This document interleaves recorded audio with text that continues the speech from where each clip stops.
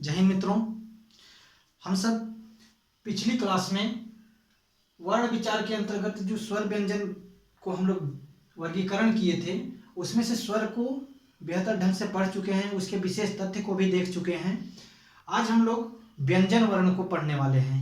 ठीक, व्यंजन वर्ण को पढ़ने वाले हैं। उसके पहले हम लोग व्यंजन की परिभाषा जानेंगे और व्यंजन को कितने भागों में बांट करके हम लोग पढ़ेंगे ना। क्या होता है संयुक्त व्यंजन, क्या होता है स्पर्श व्यंजन, अंतस्थ व्यंजन, ऊष्म व्यंजन, द्विगुण व्यंजन, ये सब क्या होते हैं, इसके बारे में हम लोग आज बेहतर ढंग से पढ़ने वाले हैं। ठीक है, तो चलिए स्टार्ट करते हैं हम लोग। सबसे पहले वर्ण विचार के अंतर्गत आज पढ़ने वाले हैं क्या चीज, व्यंजन। अच्छा, एक चीज और देखते हैं कि व्यंजन जो है ना, शब्द की दृष्टि से, ये जो शब्द की दृष्टि से देखेंगे तो व्यंजन में वी प्लस अंजन शब्द से मिलकर बना है। वी उपसर्ग प्लस अंजन। ठीक, यहाँ पे अगर देखेंगे संधि देखेंगे तो यण संधि हुई है, यण स्वर संधि हुई है इस शब्द की दृष्टि से देखेंगे तो। लेकिन हम लोग व्यंजन पढ़ रहे हैं, वर्ण पढ़ रहे हैं ना। देखिए वर्ण क्या है, वर्ण के अंतर्गत हम लोग स्वर को पढ़ ही चुके हैं, आज व्यंजन को पढ़ेंगे ना। देखिए व्यंजन क्या होते हैं, व्यंजन वे ध्वनियां होती हैं जिनका उच्चारण स्वयं नहीं होता है, अर्थात ये दूसरे वर्ण पे आश्रित होती हैं। कहाँ होती हैं? दूसरे वर्ण पे आश्रित होती हैं। ठीक, जैसे कि मैं बोलूं क, मैं क्या बोला भैया, क को बोला। ठीक, देखिए क को बोला और क को बोलने के बाद ना ऐसा लग रहा है कि इसमें अ है, अर्थात अ आया है। अ के बिना नहीं बोला जा सकता है का ना। देखिए, और अर्थात यह ध्वनियां दूसरे वर्णों पर आश्रित होती हैं। उन ध्वनियों को व्यंजन वर्ण कहते हैं। क्या कहते हैं भाई? व्यंजन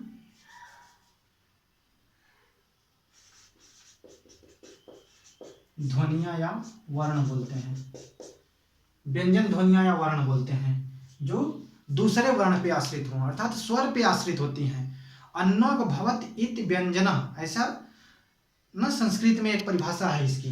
तो देखिए अन्न माने अन्य पे जो आश्रित हों, जो अन्य के द्वारा बोली जाए। अन्य किसको बोलेंगे यहाँ पे? अन्य बोलेंगे स्वर को, अर्थात यह स्वर पे आश्रित होते हैं। कु बोलेंगे तो उ का सहायता लेना पड़ रहा है, अर्थात दूसरे तरीके से अगर समझे हम, देखिए अगर स्वर को हम लोग बोलते हैं ना और देर तक बोलेंगे तो वह अ ही रहेगा, लेकिन इसको जब हम लोग लंबा टाइम तक खींचेंगे तो वह स्वर ही रह जाता है, अर्थात व्यंजन का लोप हो जाता है। देखिए करके देखिए, जैसे क बोलिए क, तो क्या आ रहा है? केवल बस केवल अ आ रहा है, क का लोप हो गया। ठीक, क का लोप हो गया, अर्थात यह किससे बोली जाती है भैया? स्वर वर्ण पे आश्रित होती हैं या स्वर वर्णों की सहायता से बोली जाती हैं। ठीक, इसकी परिभाषा समझ गए आप ना, व्यंजन वर्ण, व्यंजन की। ठीक, अब व्यंजन को हम लोग बांट के पढ़ेंगे। क्या होता है? अंतस्थ व्यंजन, स्पर्श व्यंजन, अंतस्थ व्यंजन, ऊष्म व्यंजन, संयुक्त व्यंजन, द्विगुण व्यंजन और वैदिक व्यंजन। वैदिक व्यंजन हालांकि आज हम पूरी तरीके से लुप्त प्राय हो गए हैं, लेकिन इसको हम बता देंगे, ये एग्जाम में आता होता नहीं है। ठीक, यहाँ तक की चीजों का हम बेहतर ढंग से समझेंगे ना। देखिए स्पर्श व्यंजन मतलब क्या है कि जो हमारे मुखांग को, मुखांग क्या क्या होते हैं ये भी बता दूं। देखिए यह क्या है? हमारा मुख है। ठीक, सबसे पहले यहाँ पे क्या लेते हैं? ऐसे एक जिह्वा है, क्या भैया? ये जिह्वा ना, यहाँ पे कंठ हो गया, फिर यहाँ पे तालु हो गई, तालु ऊपर वाला भाग तालु, फिर तालु के नीचे मूर्धा, फिर यहाँ पे क्या हो गया? दंत, फिर यहाँ पे जस्ट क्या हो जाता है भैया? ओष्ठ। ये क्या होते हैं? 5, कंठ, तालु, मूर्धा, दंत और ओष्ठ। ये 5 क्या होते हैं? मुखांग, अर्थात मुख के अंग होते हैं। क्या क्या? कंठ और तालु, मूर्धा और दंत, ओष्ठ। ये 5 क्या होते हैं भैया? हम देखिए कंठ क्या है भैया? यहाँ पे ये क्या है? कंठ है। जैसे क को बोलेंगे ना तो यहाँ पे एक हलचल सी होगी, एक हलचल सी होगी तो वह क्या होता है? कंठ होता है। अच्छा, च को बोलेंगे तो जीभ तुरंत आपके तालु में जाएगी और तालु को टच करके तब च का उच्चारण होता है। तो यह क्या है? यहाँ पे तालु है, तालु को टच करेगी तभी च का उच्चारण कर सकते हैं, अदरवाइज नहीं कर सकते हैं। ठीक है, तो चलिए इस स्पर्श व्यंजन को हम लोग पढ़ रहे हैं, देखते हैं कि स्पर्श व्यंजन होता क्या है। देखिए वे व्यंजन जिनका उच्चारण करते समय हमारे जिह्वा मुखांगों को स्पर्श करती है, वह क्या होते हैं? स्पर्श व्यंजन होते हैं। इनको क्या, यह स्वर, इनकी संख्या 25 होती है। इनकी संख्या कितनी होती है भैया? 25 होती है। अब देखिए कौन कौन से होते हैं सर। अब आपके दिमाग में आता होगा कि सर 25 कौन कौन से होते हैं। ठीक, संस्कृत में एक परिभाषा है कादयो मौसाना स्पर्शा, यानी कि कादयो क से क आदि में हो और अवसान में म हो, वह क्या होते हैं? स्पर्श व्यंजन होते हैं। देखिए क से, हिंदी में लिख देता हूं, क से म तक के सारे व्यंजन स्पर्श व्यंजन होते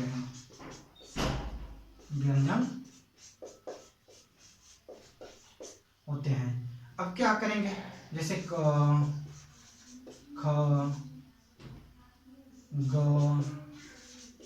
घ और अंग, अर्थात हर एक पंक्ति में 5 और क से लेकर के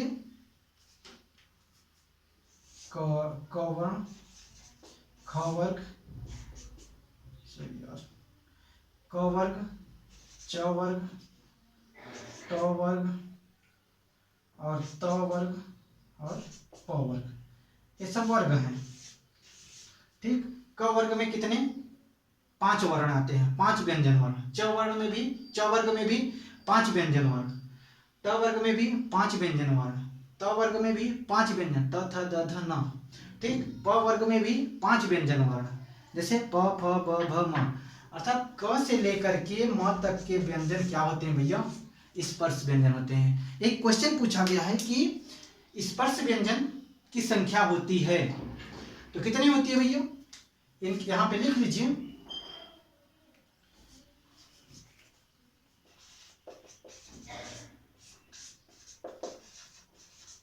इनकी संख्या 25 होती है। इनकी संख्या कितनी होती है?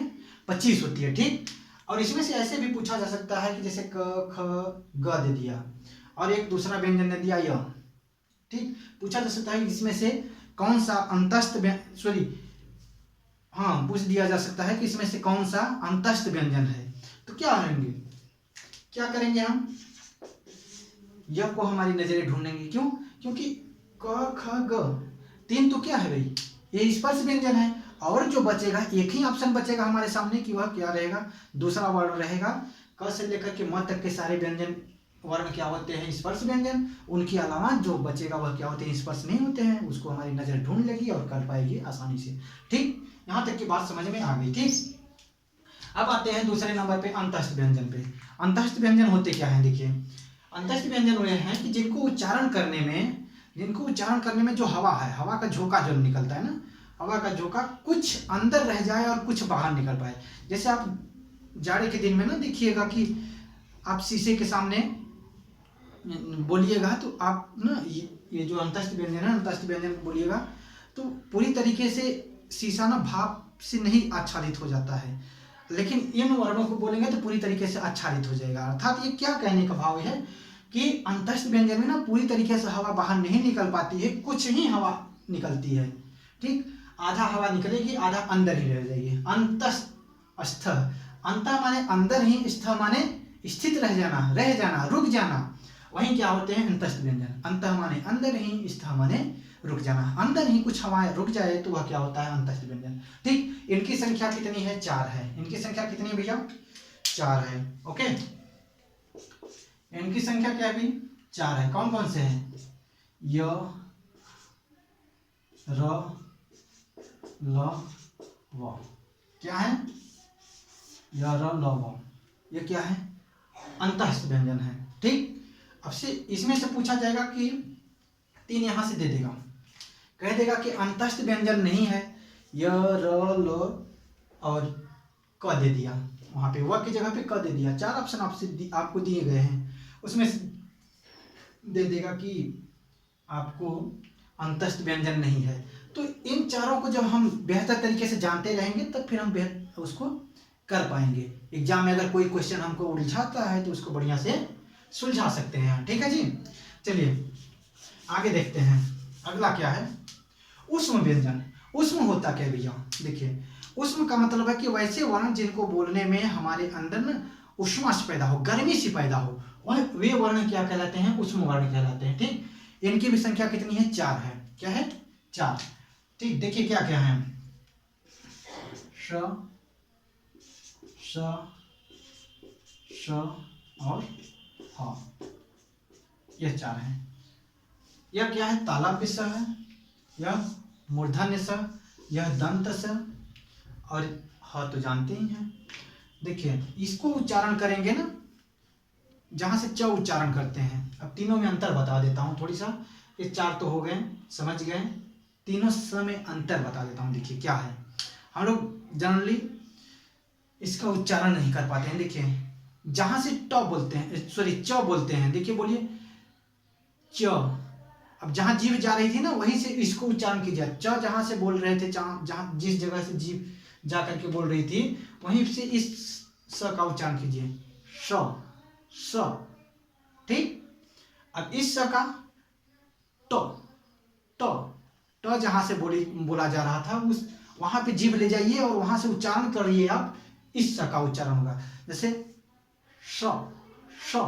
ठीक, और इस स को त बोलिए, त को बोल रहे हैं तो जीभ कहाँ टच कर रही है, दंत के जो जड़ वाला भाग है ना, दंत का जो मूल है ना, वहां पे जीभ टच कर रही है, स्पर्श कर रही है, तो वहां पे ले जाएंगे, इस स को बोलेंगे, जैसे स, श, स।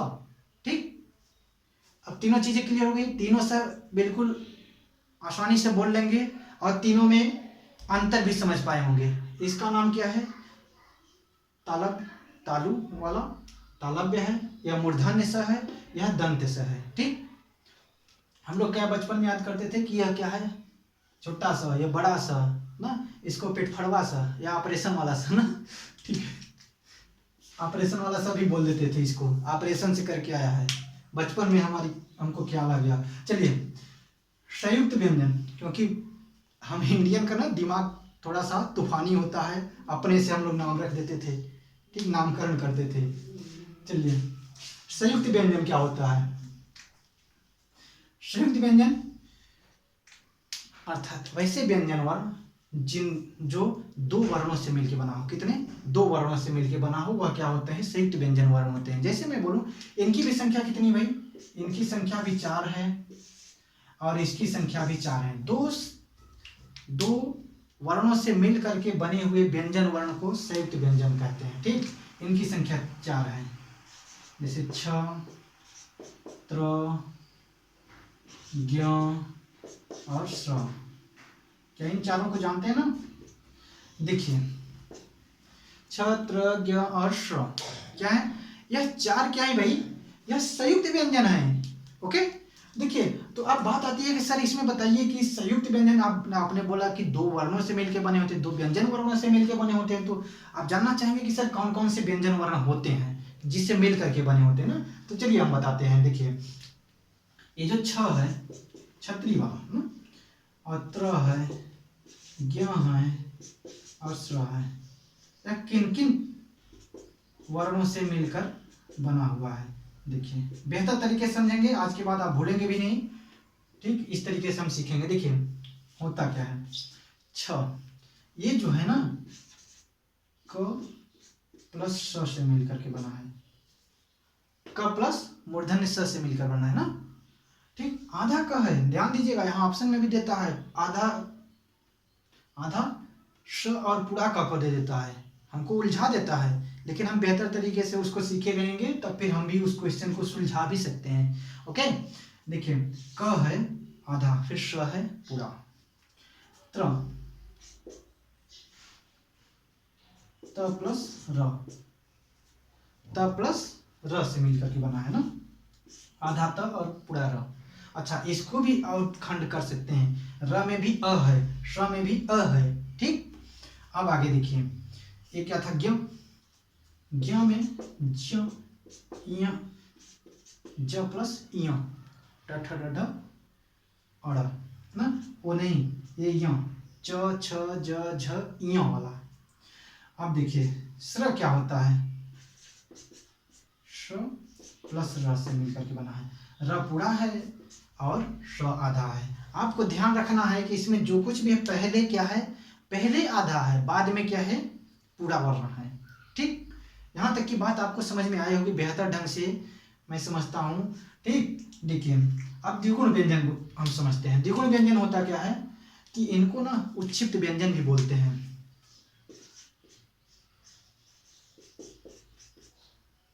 उच्छिप्त व्यंजन, उच्छिप्त व्यंजन भी बोलते हैं। देखिए उच्छिप्त व्यंजन क्या होता है, देखिए इसी शब्द से निकालिए आप, उत्धम क्षिप्त। क्या होता है भाई, उत्धम क्षिप्त। उत का मतलब होता है ऊपर से, क्षिप्त मतलब फेंका हुआ, जब अर्थात जब हमारी जीभ ना ऐसा लगे कि ऊपर उठे और झटके से नीचे गिरे, वैसे वर्ण बोले कि जैसे जीभ ऊपर उठे और झटके से नीचे गिरे, तो उसे क्या बोलते हैं, उच्छिप्त व्यंजन बोलते हैं ना। उसी को द्विगुण व्यंजन बोलते हैं, आगत व्यंजन भी बोलते हैं। ठीक, देखिए यह क्या होते हैं, इनकी संख्या 2 होती है भाई, इनकी संख्या 2 होती है। उत्धम क्षिप्त से मिलकर के बना है उच्छिप्त, इनकी संख्या 2 होती है। क्या क्या, 2 और 2। ठीक है भाई, डॉट। ख्याल कीजिएगा इन दोनों को क्या बोलते हैं, उच्छिप्त व्यंजन या द्विगुण व्यंजन। ठीक, यहां तक की बात आपको समझ में आई होगी। 2 क्या है, उच्छिप्त व्यंजन है, डॉट। नीचे नीचे नुक्ता लगा हुआ ना, यहाँ पे जब हम ट ठ ड ढ, यहाँ पे जब हम लोग पढ़ते हैं ना, इन दोनों वर्णों में नीचे नुक्ता नहीं लगा होता है, बट उच्छिप्त व्यंजन में दोनों में नुक्ता लगा होता है ना। ठीक, समझ में आ गया। एक और हमारे हिंदी व्याकरण में एक और व्यंजन मिल जाता है, लेकिन उसका आज यूज नहीं होता है ना। देखिए ये क्या होता है, वैदिक व्यंजन पहले था, अब नहीं है, बिल्कुल चलन से हट गया है ना, लेकिन फिर भी मैं बता देता हूँ, आपकी सिलेबस में नहीं है ना। देखिए एक इसका प्रयोग जैसे आप जाएंगे साउथ की मूवी वगैरह में देखेंगे, तो उसमें मिल जाता है इस प्रकार से लिखा हुआ, फाड़े है ना, इस प्रकार से लिखा हुआ। तो ये क्या होता है, वैदिक व्यंजन है। ठीक, ऋग्वेद के जो मंत्र होते हैं, मंत्र में भी देखिएगा ऐसा चीज, ऐसा वर्ण लिखा रहेगा। ठीक, लेकिन इसको हम लोग बिल्कुल ध्यान नहीं देंगे। बस इतना चीज आपके एग्जाम के दृष्टि से बहुत ही इंपॉर्टेंट है। ठीक, यहाँ तक की बात हम समझते हैं, आपको बेहतर ढंग से समझ में आई होगी। चलिए एक बार और इसको समझ लेते हैं। स्पर्श व्यंजन की संख्या कितनी है, 25 है। इनकी संख्या कितनी भाई, 25 है। अंतस्थ व्यंजन की संख्या कितनी है, 4 है। उष्ण व्यंजन की संख्या 4 है। संयुक्त व्यंजन की संख्या 4 है। उच्छिप्त का कितने हैं, 2 हैं। अब देखिए हम लोग वर्णमाला में जब हम लोग पढ़ रहे थे, तो हिंदी वर्णमाला में टोटल कुल मिलाकर के 52 वर्ण हैं। देखिए हम लोग 11 स्वर पढ़े थे, 2 क्या पढ़े थे, अयोगवाह पढ़े थे। कौन कौन सा, अयोगवाह ध्वनियां 2 पढ़े थे, कौन, एक अनुस्वार और एक विसर्ग पढ़े थे। ठीक, 11 स्वर पढ़े थे, उसमें 25, 11 25 36, 36 4 40, 40 4 44, 44 4 48, 48 और 2 50 और 2 अयोगवाह 52। ठीक, टोटल कितने हो गए वर्ण, 52। हमसे एग्जाम में पूछा भी जाता है कि हिंदी वर्णमाला में कुल कितने वर्ण हैं, तो कुल 52। अब व्यवहारिक जगत पे अगर पूछा जाएगा तो वहां पे 44 वर्ण है। ठीक, यहाँ तक की बातें आपको बेहतर ढंग से समझ में आई होगी। कल हम लोग इसको तारत्व घोष के आधार पर बांट करके पढ़ लेंगे। ठीक, तारत्व और घोष के आधार पर, उसमें क्या क्या होता है, घोष अघोष अल्प प्राण महाप्राण। ठीक, उसको हम लोग बांट करके पढ़ लेंगे चारों को। आई होप यहाँ तक की बातें आपको बेहतर ढंग से समझ में आई होगी, और आप इससे संबंधित जो व्यंजन से संबंधित है, आपको जो कुछ भी क्वेरी है उसको आप कमेंट बॉक्स में जरूर लिखिएगा और पूछने का कोशिश कीजिएगा। ठीक, और मैं यथासंभव प्रयास करूंगा कि आपके प्रश्नों को जवाब दूं। ठीक, तो चलिए हम लोग कल घोष अघोष अल्पप्राण महाप्राण ध्वनियां पढ़ेंगे, जो व्यंजन में ही गिनी जाती हैं। और हाँ, अपनी राय कमेंट बॉक्स में जरूर दें आपको यह वीडियो कैसी लगी। ठीक, थैंक यू, धन्यवाद मित्रों।